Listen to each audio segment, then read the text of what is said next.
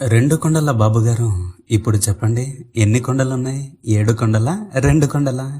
తిరుమలని 7 కొండలుగా గుర్తించి 746, 747 జీవోలను రాజశేఖర రెడ్డి గారు విడుదల చేస్తే 7 కొండల్ని 2 కొండలే చేశాడని అబద్ధాలు చెప్పి ప్రజల్ని మోసగించింది మీరు. ఇప్పుడు ప్రజలకు అసలు నిజాలేంటో తెలిసేసరికి ఏం మాట్లాడకుండా మౌనంగా ఉన్నారే. 2009లో మీరు అధికారంలోకి వస్తే ఆ జీవులను వెంటనే రద్దు చేసి 7 కొండలున్న తిరుమలని 2 కొండలుగానే చేస్తానని చెప్పింది మీరు.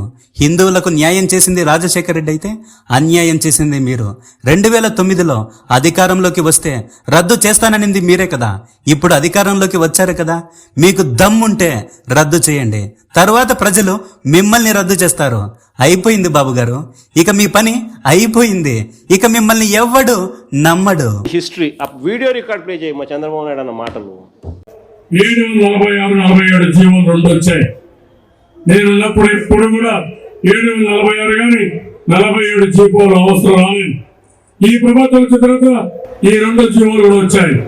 తెలుగుదేశం పార్టీ దీనికి వ్యతిరేకంగా ఉంటాం. రేపు అధికారంకి వస్తానే ఈ 2 జీవోలు కూడా తీసేస్తామని చెప్పి కూడా నేను మీ అందరికీ హామీ ఇస్తున్నాను.